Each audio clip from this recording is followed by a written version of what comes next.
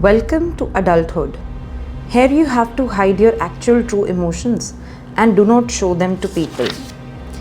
Here you sexually exploit a child, be proud about it and talk about a child's welfare in the public eye. ये poem मैंने काफ़ी साल पहले लिखी थी बट मुझे ये नहीं पता था कि ये टाइटल मुझे आज के दिन के लिए काम आएगा। अगर इसी को ही अडल्टहुड बोलते हैं ना तो हम बच्चे ही ठीक हैं। अब जाके वीडियो देखो।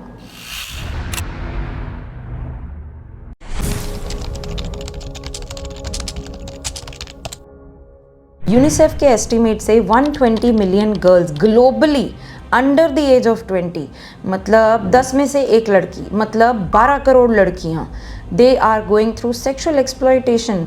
बॉयज़ भी रिस्क पे हैं। इंडिया में 4 to 66% of female and 4 to 57% of males are going through sexual exploitation under the age of 15। Africa the second largest continent 20 to 43% of girls and 10 to 33% of boys are going through sexual exploitation. बहुत बढ़िया बात है। और एक बात सुन लो, 93% of the CSA victims, जब मैं ये वर्ड यूज़ करूँगी ना that means child sexual abuse, 93% बच्चे उस इंसान को जानते थे जिन्होंने उनका एक्सप्लॉयटेशन किया।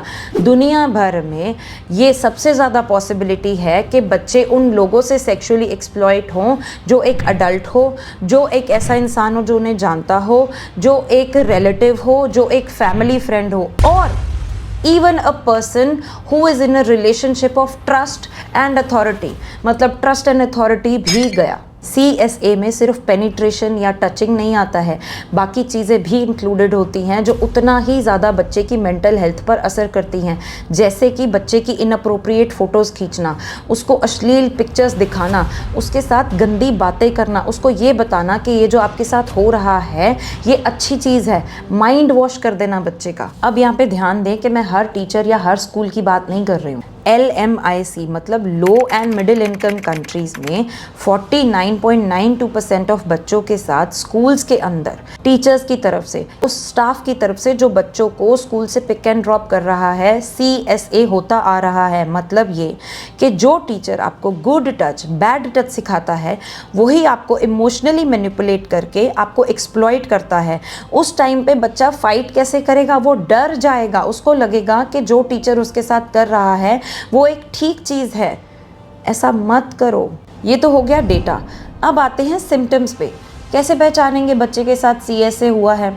बड़ी थिन लाइन है, दोबारा रिप्ले करके बार बार वीडियो देखना और समझना। थिन लाइन मतलब बच्चे का बिहेवियरल पैटर्न नॉर्मल तरीके से चेंज हो रहा है, किसी स्पर्ट की वजह से चेंज हो रहा है, या उसके साथ CSA हुआ है तब बच्चे का बिहेवियरल पैटर्न चेंज हुआ है। आपकी गट पावर और आपकी इंट्यूशन उस वक्त आपको बहुत हेल्प करेगी। आपके अंदर इतनी आइडेंटिफिकेशन पावर है कि आप ये नोटिस कर सको कि बच्चा आपको नॉर्मल तरीके से टैंट्रम्स या नखरे दिखा रहा है या बच्चे के साथ कुछ गलत हुआ है। ये बच्चा आपको खुद ही बताएगा। कोई ऐसा मोमेंट आता है ना जब बच्चा आपको बोलता है नहीं मम्मा आप मेरे साथ चलो ना, नहीं पापा मैं आपके साथ कंफर्टेबल हूँ ना, उस वक्त ना नोटिस करना ऐसा क्यों हो रहा है। ज़रूरी नहीं है कि एक्सप्लॉयटेशन ऑथेंटिक तरीके से ही की जा रही हो। एक्सेसिव किसिंग भी हो सकती है, एक्सेसिव हगिंग भी हो सकती है, एक्सेसिव टचिंग भी हो सकती है जो बच्चे को अच्छा नहीं फील कराती है। उस वक्त वो सिक्योर्ड फील करेगा सिर्फ आपके साथ, तभी वो आपको बार बार बोलेगा कि नहीं मम्मा मुझे आप ही के साथ बाहर जाना है। ये तो हो गई हाउस हेल्प्स की बात। अगर आपका बच्चा आपको कैजुअली भी बोल रहा है ना that someone is making them feel uncomfortable, उसको ध्यान से सुनो। वो स्पेसिफिकली कुछ नहीं बताएगा, वो ये बोलकर छोड़ देगा। आपको ये समझना है वो इंसान आपके घर पे आने जाने वाला अडल्ट भी हो सकता है, कोई अंकल आंटी भी हो सकते हैं, कोई रिश्तेदार भी हो सकता है, कोई फैमिली फ्रेंड भी हो सकता है, कोई भी हो। बच्चा आपका उसके सामने टैंट्रम्स दिखाएगा, उसको इग्नोर कर देगा, बदतमीज़ भी होगा। आपको ये समझना है कि जो बच्चा कर रहा है वो ऐसा क्यों कर रहा है, कुछ ना कुछ आउट ऑफ द वे ज़रूर है। इसके इमोशनल साइंस भी हैं। खाने की आदत बदल जाएगी, मूड या पर्सनैलिटी में चेंज आ जाएगा, गुस्सा आएगा, आप पे इरिटेट हो जाएगा, कॉन्फिडेंस में कमी आ जाएगी, स्कूल जाने को मन नहीं करेगा, दोस्तों के साथ जाने को मन नहीं करेगा। अगेन वेरी थिन लाइन, दोनों में पहचान होना बहुत ज़रूरी है। आंखें खुली रखना उस वक्त कि नॉर्मली हो रहा है या अब आता है ऐसा साइन जिसको बोलने के लिए मुझे बहुत हिम्मत लग रही है, क्योंकि ये बड़ी बोल्ड बात है। आपका बच्चा कोई ऐसा सेक्सुअल बिहेवियर करेगा जो उसकी एज के हिसाब से अप्रोप्रिएट नहीं है, वो आपको किसी पर्टिकुलर जगह पर बार बार टच करने के लिए बोलेगा, वो अकेले टाइम ढूंढेगा सेल्फ टचिंग के लिए। जब इमोशनल साइंस नज़र आ रहे हों, तब ऐसा हो रहा हो, तब बच्चे के ऊपर निगरानी रखना बहुत ज़्यादा ज़रूरी है। आपको अलर्ट रहना होगा कि ऐसा क्यों हो रहा है। ये तो हो गए science, but there are some universal challenges to identify this issue. पहला, barriers to disclose by children, मतलब बच्चों को खुलने में दिक्कत आनी। दूसरा, पेरेंट्स की lack of awareness, care takers की लैक ऑफ अवेयरनेस, ज़्यादा करके पब्लिक की लैक ऑफ अवेयरनेस। तीसरा, sexual exploitation and abuse not being recognised at policy and legislative levels. ELA, the empowerment and livelihood for adolescents.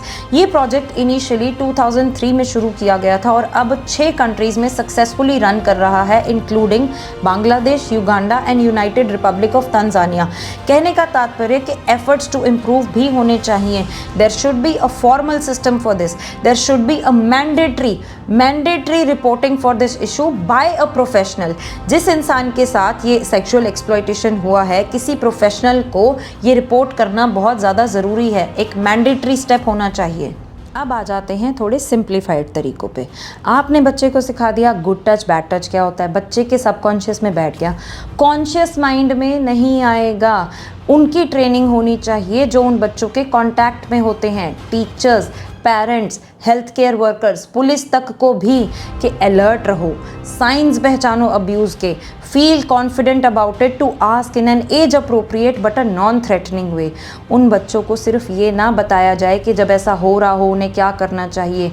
उनकी presence of mind नहीं काम करेगी, वो बौखला जाएंगे। आई थिंक ये वैलिडेट होना चाहिए, ये लेजिटिमेट होना चाहिए, सिलेबस में ऐड करवाया जाए, चाहे हफ्ते में 2 से 3 बार ही क्यों ना हो, बट जो रेगुलर सब्जेक्ट्स हैं उसकी जगह पे ये वाले सब्जेक्ट्स डाल दो ना।